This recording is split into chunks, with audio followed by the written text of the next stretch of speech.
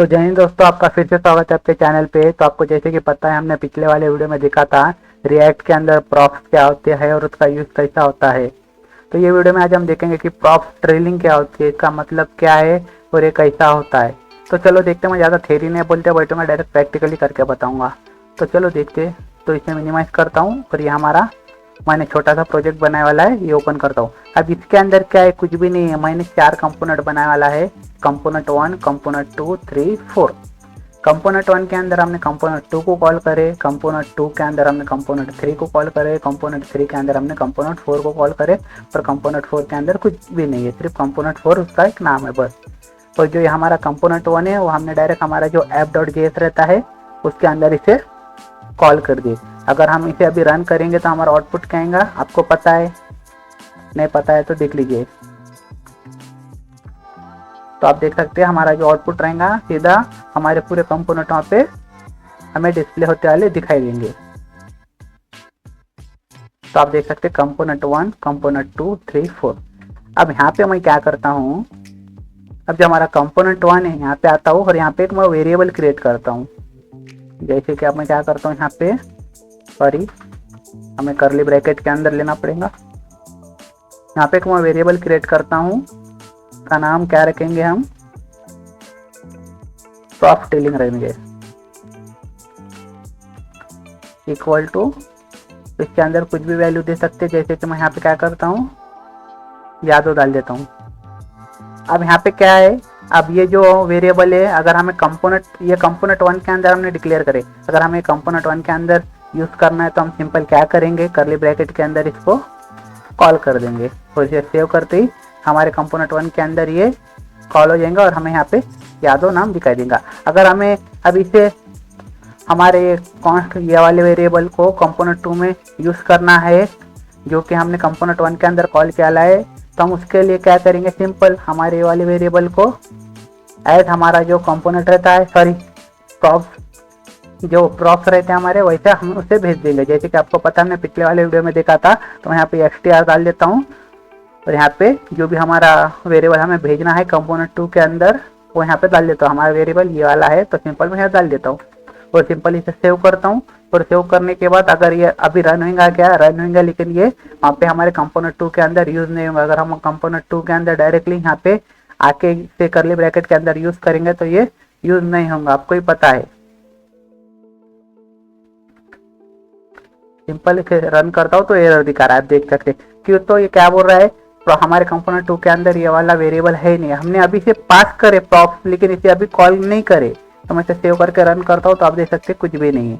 फिर हमारे जो कंपोनेंट 1 में हमने कॉल करे थे वो वेरिएबल को वहाँ पे वही डिस्प्ले हो रहा है बस।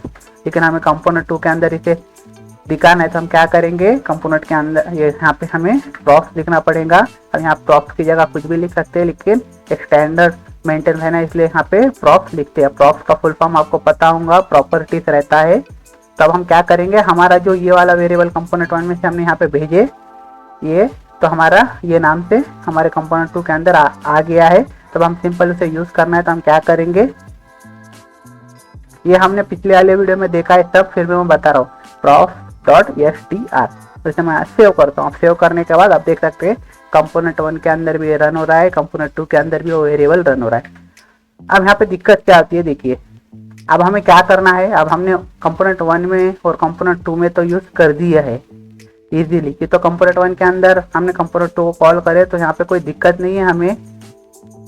तो अब हमें दिक्कत करेंगे, हमें कंपोनेंट 3 के अंदर कॉल करना है हमारे ये वाले वेरिएबल को प्रॉप्स ट्रेलिंग के। अगर कंपोनेंट 3 के अंदर कॉल करना है तो यहाँ पे दिक्कत होती है। क्यों, तो अब मैं क्या करता हूँ, अब सपोज हमें कंपोनेंट 2 के अंदर ये वाले वेरिएबल को यहाँ पे यूज करना ही नहीं है, हमें इसे यहाँ पे यूज करना ही नहीं है। तो सिंपल मैं सेव करता हूँ। हमें क्या करना है, हमारे कंपोनेंट 1 वाले वेरिएबल को हमारे कंपोनेंट 3 के अंदर कॉल करना है या फिर वहाँ पे डिस्प्ले करना है। तो हम क्या करेंगे उसके लिए, अब डायरेक्टली हम यहाँ पे कंपोनेंट 3 के अंदर तो उसे भेज नहीं सकते इंपोर्ट या फिर एक्सपोर्ट करके, वो तो हमारे से वो तो पॉसिबल ही नहीं है। और डायरेक्टली हम कंपोनेंट 1 में से डायरेक्टली कंपोनेंट 3 में भी यहाँ पे प्रॉप्स बोल के भेज भी नहीं सकते, कि तो कंपोनेंट 1 के अंदर कंपोनेंट 2 कॉल करे आला, कंपोनेंट 3 कॉल करे आला नहीं है। तो अब हमें कंपोनेंट 1 में का ये प्रॉफ ड्रिलिंग वाला वेरिएबल कंपोनेंट 3 में भेजना है। तो यहाँ पे क्या करेंगे, तो हमें क्या करना पड़ेगा पहले, अब हमें कंपोनेंट 2 में तो अभी यूज करना नहीं है, तो हमें क्या करना पड़ेगा पहले कंपोनेंट 1 में से कंपोनेंट 2 में प्रॉफ के थ्रू हमारे ये वाले वेरिएबल को भेजना पड़ेगा। फिर कंपोनेंट 2 में से कंपोनेंट 3 में हमें वो वेरिएबल को वहां पे प्रॉफ के थ्रू भेजना पड़ेगा, तब जाके हमारे कंपोनेंट 3 के अंदर वो वेरिएबल हम यूज कर सकते हैं। अब यहाँ पे कितनी बड़ी दिक्कत हो रही है, अब हमें कंपोनेंट 2 में यूज करना नहीं है वेरिएबल, लेकिन फिर भी हमें उसके अंदर वो प्रॉफ के थ्रू वो वाले वेरिएबल को भेजना पड़ रहा है, क्योंकि तो कंपोनेंट 2 के अंदर कंपोनेंट 3 को कॉल करे वाला है। तो जब तक हम कंपोनेंट 3 के अंदर हमारा वो वाला वेरिएबल नहीं भेजेंगे प्रॉफ के थ्रू, तब तक हमें वो कंपोनेंट 3 के अंदर यूज करना नहीं आएगा। तो मैं आप करके दिखाता हूँ आपको। आप सिंपल जैसा हमने पहले भेजे थे वैसा यहाँ भेजना है। पहले कंपोनेंट 2 के अंदर भेजना पड़ेगा हमें। अब यहाँ पे भेजने के बाद हमारे कंपोनेंट 2 के अंदर आ गया है। और हमारे कंपोनेंट 2 के अंदर यहाँ पे हम कैसा यूज करते हैं, प्रॉफ के थ्रू। तो अब हमें क्या करना पड़ेगा, हमारा जो वेरिएबल है ये वाला वेरिएबल हमारे कंपोनेंट 2 के अंदर एज प्रॉफ आ चुका है। तब हमें कंपोनेंट 3 के अंदर भेजना है, तो हमें क्या करना पड़ेगा वापस। अब यहाँ पे हमें दूसरा नाम डाल देता हूँ, जैसे कि XYZ और इक्वल टू और करली ब्रैकेट के अंदर। अब हमारा प्रॉफ के थ्रू आने वाला है, तो वहाँ पे हम कैसा यूज करेंगे कंपोनेंट 2 के अंदर। अब हमें कंपोनेंट 2 में से 3 में भेजना है, तो हमें वहाँ क्या करना पड़ेगा, prof.str। अब यहाँ पे हमारा क्या हो गया है, कंपोनेंट 3 के अंदर हमने पहले तो हमने क्या करे, कंपोनेंट 1 में से हमारा ये वाले वेरिएबल को ऐसे प्रॉफ के थ्रू हमारे कंपोनेंट 2 के अंदर भेज दिए। फिर कंपोनेंट 2 के अंदर से वो वेरिएबल को जो हम वहां से एक्सेस कर रहे हैं कंपोनेंट 1 में से एज ए प्रॉफ, उसको हम कंपोनेंट 3 में ऐसे प्रॉफ भेज रहे हैं, prof.str की। तो हमने यहाँ से str के थ्रू यहाँ पे यूज किया है, इसके लिए हम यहाँ पे कंपोनेंट 3 के अंदर भेज रहे हैं। अब अगर हम यहाँ पे कंपोनेंट 3 के अंदर यूज करेंगे तब जाके हमें वो यूज करना ही प्रॉफ के थ्रू। तो हम यहाँ पे सिंपल क्या करेंगे, prof.xy की, तो हम XYZ के थ्रू भेज रहे हैं। यहाँ पे आप देख सकते हैं, यहाँ पे हमने XYZ लिखा है। अब यहाँ पे क्या होता है, जो अब यहाँ पे आप कुछ भी दे सकते हैं नाम, लेकिन जो आपको भेजना है वो यहाँ पे करली ब्रैकेट के अंदर आना जरूरी है। तो अब यहाँ पे आप देख सकते हैं कंपोनेंट 3 के अंदर हमने ये यूज कर दिया। अब मैं सेव करूंगा तो आप देख सकते हैं यहाँ पे हमारे कंपोनेंट 3 के अंदर हमारा यादव हम यूज कर सकते हैं। अब इसे ही बोलते हैं प्रॉफ ड्रिलिंग। ये तो क्या हो रहा है, अब हमें कंपोनेंट 1 के अंदर हमारा ये वाला वेरिएबल है, अब हमें ये वाले वेरिएबल को कंपोनेंट 3 के अंदर भेजना है, लेकिन हम वहाँ पे से डायरेक्टली भेज सकते हैं क्या, नहीं है।